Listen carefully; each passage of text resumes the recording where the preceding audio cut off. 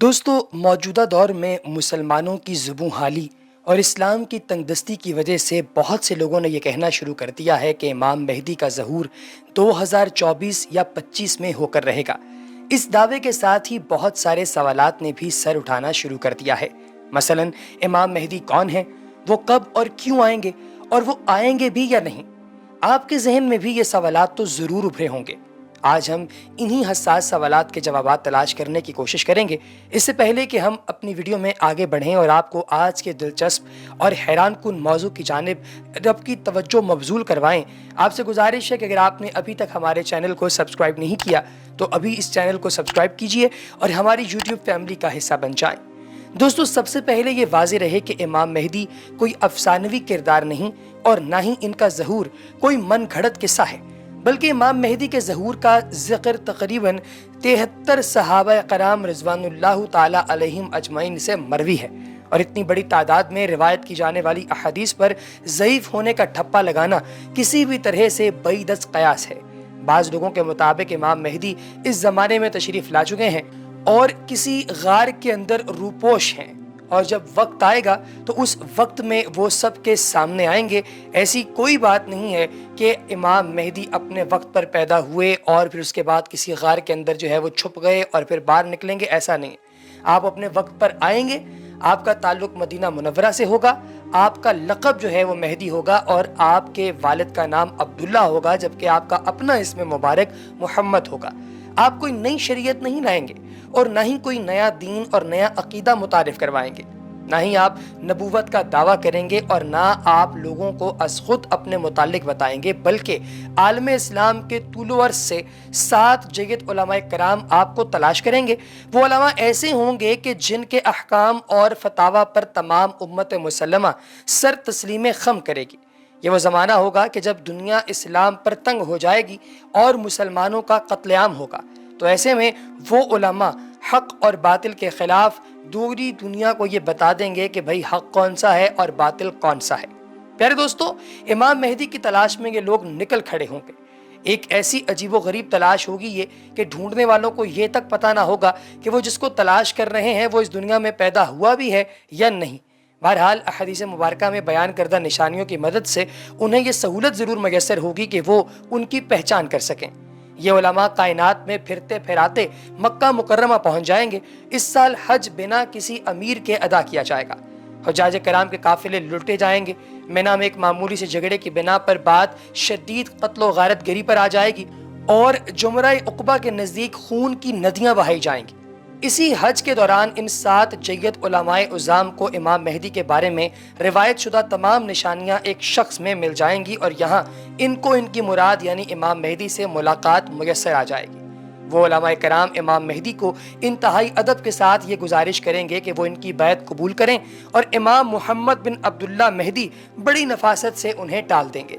लेकिन उलमा के बढ़ते हुए इसरार पर हिजर अस्वद और मकाम इब्राहीम अलैहिस्सलाम के दरमियान में उनसे बैत लेंगे और फरमाएंगे कि आओ फिर आखिरी फतेह तक साथ निभाने का अहद करते हैं।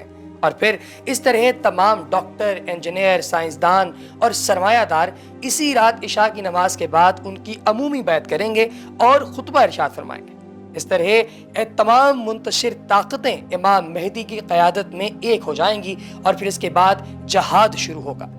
इमाम मेहदी की क़यादत संभालते ही सलीम फितरत ईसाई इस्लाम की जानिब यकजा होकर तुर्की की सरहद पर आकर खड़े हो जाएंगे और कहेंगे कि हम जंग नहीं करना चाहते, बस हमें वो लोग वापस कर दो जो ईसाइयत छोड़कर इस्लाम में दाखिल हुए हैं। तो जवाब में इमाम इरशाद फरमाएंगे कि वो मुसलमान हैं, हमारे भाई हैं और हम उन्हें किसी काफिर के हवाले नहीं कर सकते।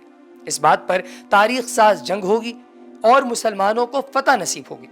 जंग खलीज यानी कुस्तुनतुनिया के बाद दज्जाल का खुरूज हो जाएगा, जिसके खात्मे के लिए हज़रत ईसा अलैहिस्सलाम का नुज़ूल होगा। नुज़ूल ईसा के फ़ौरन बाद इमाम मेहदी उनकी बैत करेंगे और उनके मातहत हो जाएंगे। आपकी खिलाफत का कुल दौरानिया तकरीबन 9 साल होगा। इस दौरान आप जाँफिशानी से दीन इस्लाम के गलबे के लिए जहाद करेंगे। आखिर में 3 बातों की वजाहत करना बेहद ज़रूरी है। नंबर 1, इमाम मेहदी खुद अपने ज़हूर का ऐलान नहीं करेंगे बल्कि उन्हें तलाश किया जाएगा। इसलिए जो कोई मेहदियत का दावा करेगा वो सरासर झूठा होगा। आप नजर न्याज और मौजूदा खानकाही निज़ाम के हक में नहीं होंगे। نمبر 2، کچھ لوگوں کے متعلق امام مہدی اس دنیا میں تشریف لا چکے ہیں اور وہ کسی غار میں روپوش ہیں، تو اس بات میں کوئی صداقت نہیں ہے، کیونکہ حدیث مبارکہ میں بیان کردہ نشانیاں ابھی تک پوری نہیں ہوئیں اور وہ بھی اس دنیا میں تشریف نہیں لائے، اس لیے 2024 یا 25 میں ان کا ظہور بعید از قیاس ہے۔ نمبر 3، بعض لوگوں کا یہ خیال بھی ہے کہ امام مہدی محض ایک خیالی کردار ہیں اور حقیقت سے ان کا کوئی واسطہ نہیں۔ جو لوگ ان کے ظہور اور ان کے غار میں پوشیدہ ہونے کی بات کرتے ہیں تو وہ صرف اور صرف اپنی ذمہ داریوں سے فرار اختیار کرنے کے لیے ایسا کرتے ہیں اور فقط ان کے ظہور پر ہر چیز کو مشروط کیے ہوئے ہیں۔ ایسا سوچنے والوں کے نزدیک اس لاپرواہی کا واحد حل یہی ہے کہ سرے سے امام مہدی ہی کا انکار کر دیا جائے۔ بہرحال جو بھی ہو، معتدل اور منطقی رستہ یہی ہے کہ امام مہدی کوئی افسانوی کردار نہیں بلکہ مستند احادیث سے ثابت شدہ ہیں۔ اور رہی بات ان لوگوں کی جن کے نزدیک امام کسی غار کے اندر جو ہے وہ پوشیدہ ہیں اور 2024 یا 25 کو ان کا ظہور ہو جائے گا، تو اس بات میں کوئی وزن معلوم نہیں ہوتا، کیونکہ ابھی ان کے ظہور کی بہت سی نشانیاں پوری ہونی باقی ہیں۔ اگر ہم جو شیعہ لوگ ہیں ان کی بات کریں، یعنی کہ جو شیعہ فرقہ ہے، ان کے مطابق محمد بن حسن امام مہدی امام زمانہ اور حجت بن الحسن جیسے القاب سے مشہور شیعوں کے آخری اور 12ویں امام ہیں، اور امام حسن عسکری کی شہادت کے بعد آپ کی امامت شروع ہوئی ہے اور اس وقت آپ غیبت میں ہیں اور ایک طولانی غیبت کے بعد ظہور کریں گے۔ امام حسن عسکری کے دور امامت میں عباسی حکومت کے کارندے آپ کے فرزند اور جانشین کی تلاش میں تھے، اس لیے امام مہدی کی ولادت خفیہ رکھی گئی۔ یہ میں آپ کو بتا رہا ہوں کہ شیعوں کا جو ماننا ہے، ٹھیک ہے، یہ وہ آپ کو میں باتیں جو ہیں وہ بتا رہا ہوں کہ وہ ان باتوں پر یقین رکھتے ہیں۔ وہ کہتے ہیں کہ امام مہدی کی ولادت جو ہے اسے خفیہ رکھا گیا، یہاں تک کہ امام حسن عسکری کے کچھ خاص اصحاب کے سوا کسی کو آپ کا دیدار نصیب نہیں ہوا۔ امام مہدی کی خفیہ ولادت جو ہے یہ سبب بنی کہ بہت سے شیعہ آپ کی امامت کے سلسلے میں شک اور تردید کے شکار ہو گئے اور شیعہ معاشرے میں مختلف قسم کے فرقے وجود میں آئے۔ یہی وجہ ہے کہ شیعوں کے گروہ نے آپ کے چچا جعفر قذاب کی پیروی شروع کر دی، لیکن اس دوران امام زمانہ کی توقیات جو عام طور پر شیعان اہل بیت کے نام لکھی جاتی تھیں اور خاص نائبین کے ذریعے لوگوں تک پہنچتی تھیں، مکتب تشیع کے استحکام کا سبب قرار پائیں۔